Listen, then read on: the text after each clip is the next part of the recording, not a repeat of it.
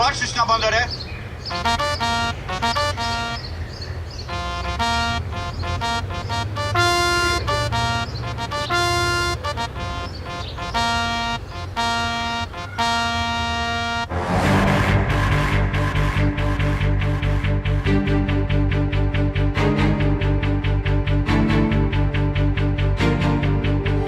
The destroyer moored in the Polish city of Gdynia is not just another museum ship.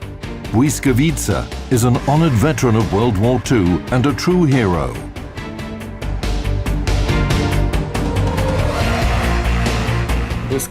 Błyskawica was one of the most extensively used Polish ships. During World War II, she sailed almost 140,000 miles, took part in over 100 patrol missions and battles, and escorted over 90 convoys.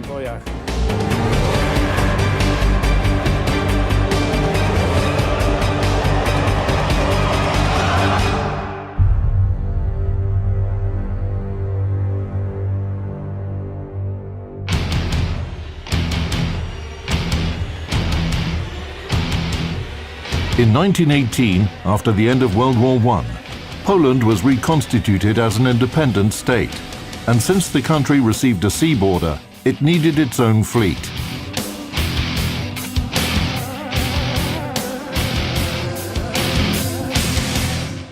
After 123 years, Poland regained its independence. The restored state already had experienced officers and seamen who had served in the fleets of their former countries. In 1918, these people made their first attempt to create the Polish Navy. Fusing people who came from 3 different systems wasn't an easy thing to do. For a long time, the Poles cherished this idea of Polish independence, Polish sovereignty, Polish might, that we may say so. And then the Polish officers who served in the Russian, German, and Austro-Hungarian militaries were given their state and told, here it is, your country. This was uniting them. They served their homeland, their new, restored country. In the second half of the 1920s, Poland began to order ships in Holland, France, and Great Britain. Błyskawica and her sister ship, Grom, were built by British shipyards and became the most advanced destroyers of the time.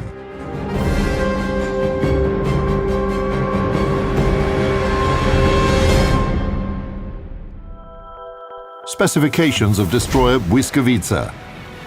Length 114 meters. Beam more than 11 meters.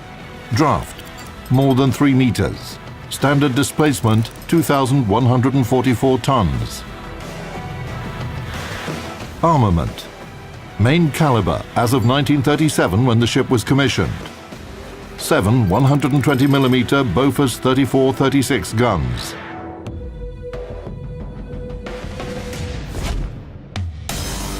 Błyskawica was upgraded and rearmed many times in the course of the war. Her first cannons couldn't elevate over 35 degrees, which is why they were replaced with the Armstrong Vickers guns. Anti-aircraft artillery. 2 coaxial Bofors 36 guns, caliber 40mm. 4 coaxial Hotchkiss 30 guns, caliber 13.2mm. Mines and torpedoes. 2 triple 550mm torpedo launchers.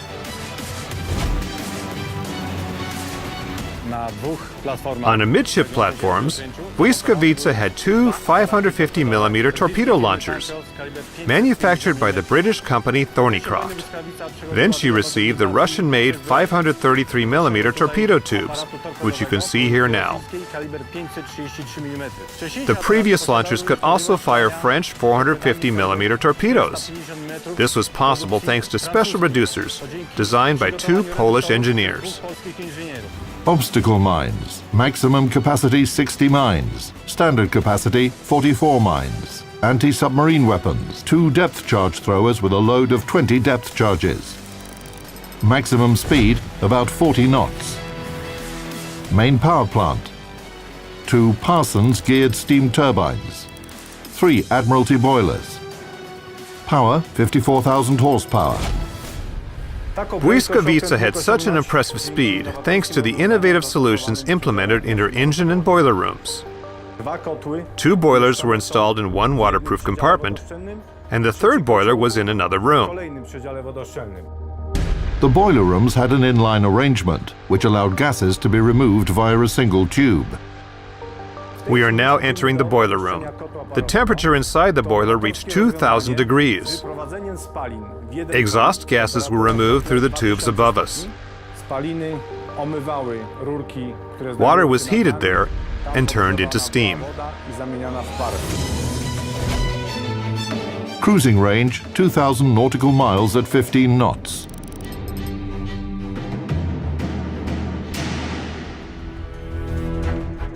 On November the 25th, 1937, the Polish flag was raised on Błyskawica. The ship left the British town Cowes, where she had been under construction for 2 years. And 5 days later, the destroyer solemnly arrived in Polish Gdynia. Meanwhile, the situation in Europe was deteriorating. Just 2 years after the destroyer was commissioned, the war with the Third Reich broke out. Poland became the first country attacked by Nazi Germany.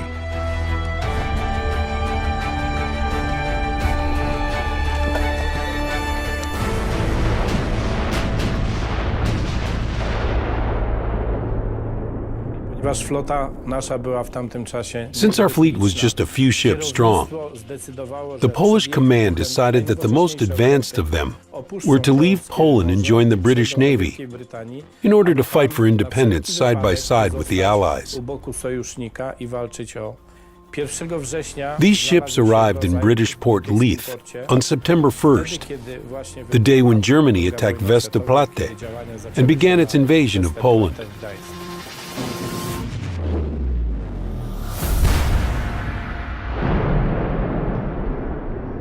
The Polish ships immediately joined British naval operations, patrolling the waters of Ireland, hunting enemy submarines, and escorting convoys. Having demonstrated courage and good naval skills, Polish seamen quickly earned the trust of their British brothers-in-arms. Under an agreement with the UK, Polish ships preserved the right to have their own command and sail under their flag while acting as part of the Royal Navy. The Poles were thus allowed to preserve their independence aboard their ships. Therefore, these ships were the only independent Polish territory where the Polish flag and Polish uniform were used. By receiving all these units, these foreign ships, Great Britain was primarily making a political act. Having all these forces was a symbol of united Europe, civilized, democratic countries, fighting against the evil forces of Hitler's Germany. This was the point. Another question is how these crews, these units understood their role. They believed they were fighting for their country. We're fighting here, but we're fighting for Poland.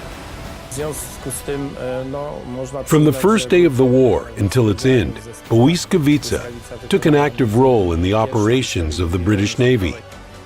She was the first ship in World War II to attack and damage a German submarine. At Navy, the destroyer shot down 2 German aircraft. During the war, she destroyed 6 of them overall.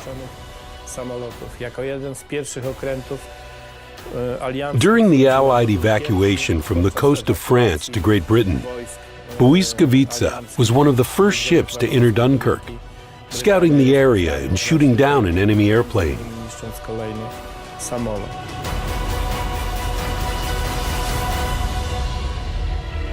After 3 years of war, Błyskawica arrived in the British town of Cowes for another refit, and this time, fortune gave the destroyer a chance to defend the place where she was born.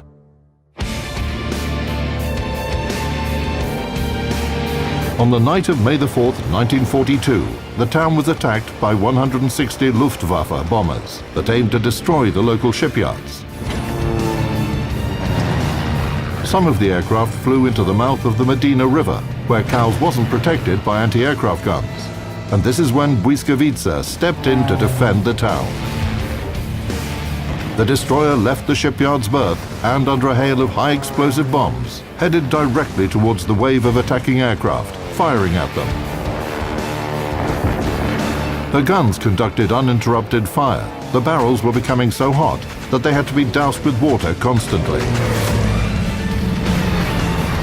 The concentrated fire from Błyskawica's anti-aircraft guns was so effective that the bombers had to fly higher and decrease their accuracy. At dawn, when the enemy aircraft flew away, after failing to achieve their goal, it became clear Błyskawica helped save cows from destruction. Społeczeństwo brytyjskie pamięta, społeczeństwo KAS pamięta o tym. Local citizens still remember how Błyskawica defended them. Kilkakrotnie ufundowali te specjalne tablice. Special memorial plaques were placed both on the ship and in Cowes. Na promenadzie w Cowes. They commemorated the prowess of the Polish crews, polskich marynarzy. who also helped put out fires after the battle, and a Polish doctor who provided medical assistance to the citizens. Błyskawica was considered a lucky ship by both Polish and British sailors. While her sister ship Grom was sunk by German aviation as early as 1940, during her 6 years of combat actions, Błyskawica lost only 7 crew members. The funny thing is that the larger the ship, the fewer tasks she has. The smaller the ship, the more missions she performs. If we look at the destroyer type, right off the bat you can name such tasks as anti-submarine warfare, air defense, artillery support of landing operations, artillery support of ground operations, and most importantly, reconnaissance missions. That's why destroyers of all nations, including British and Polish destroyers, were always on the cutting edge of an attack. They were the first to enter a fight and the last to leave a battle. Błyskawica carried out her combat missions in various regions, from the subtropics of the Mediterranean Sea to the cold of the Arctic, the Irish Sea, and the North Sea. The destroyer took part in the Allied landings in North Africa and Normandy.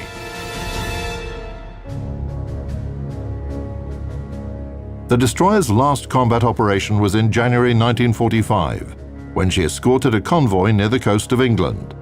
Then the ship was under repair till the end of the year, and in this condition, she met the joyful news of the victory.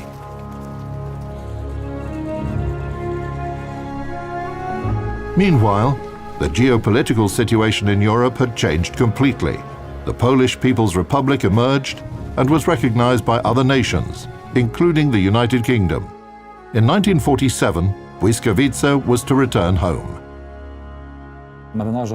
Sailors wondered whether they should return to the country, which was very different from the homeland they had left in 1939. Most of the sailors had already dealt with Soviet authorities after 1940. Some of them had been sent to Siberia before, but under an agreement between the Polish government in exile and the USSR, they could go to Great Britain and join the Polish Navy. The people who had been arrested and exiled didn't want to return to the country they were afraid of. A number of Polish officers, non-commissioned officers, and seamen decided to return home. But since it was the Stalin era, most of them were removed from their positions. Several officers were even sentenced to death.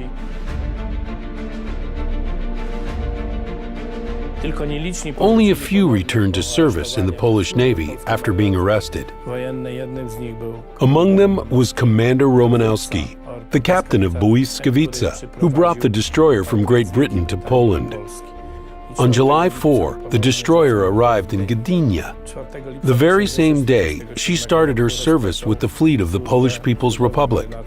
For the next 20 years, Błyskawica was used to train new sailors and also served as a warship. During the 10 years from 1951 through 1961, Błyskawica was overhauled twice and rearmed once. After this, she was recognized as the best ship in the Polish Navy twice. Her crew had to work hard to earn this title. Do wszystkiego można się przyzwyczaić, ale początki były trudne. In 1966, I set foot on the ship deck, and I remained there for the next 32 months. The temperature in the boiler rooms reached 60 degrees, so we had to work dressed in shorts. But the cruises were the worst. A shift lasted 6 hours and was followed by 6 hours of free time. We would get tired quickly, If you fell asleep at night, older sailors would pour a bucket of seawater on your head to wake you up and prevent you from falling asleep until morning.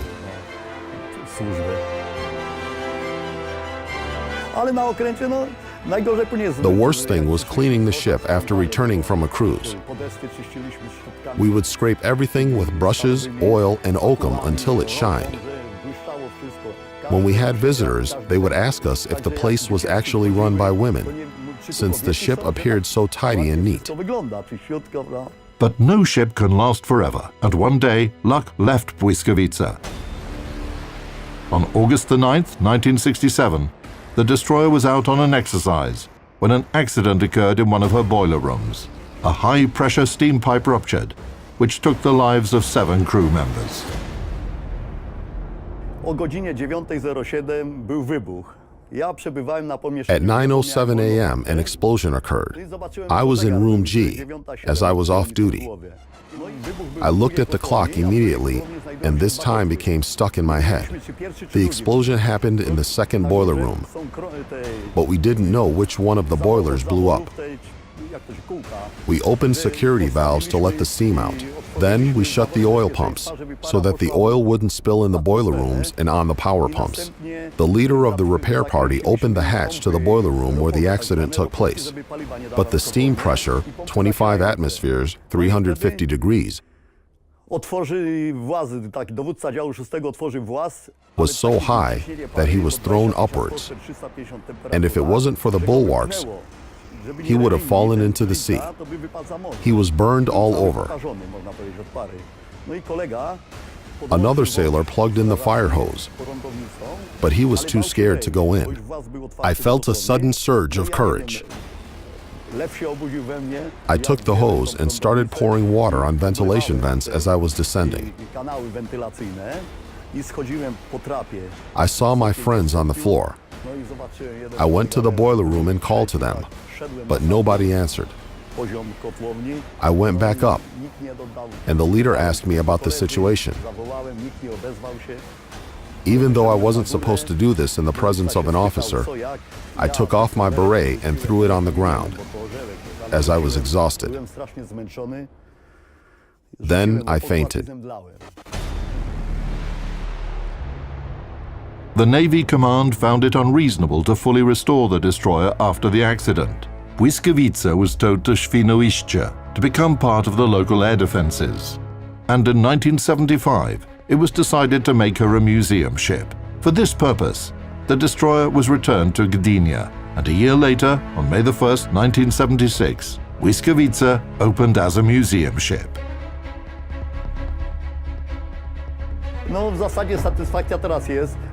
We're very happy that this ship exists and is well maintained to this day. Guided tours are held here so that visitors can learn about the history of armaments and the Polish Navy.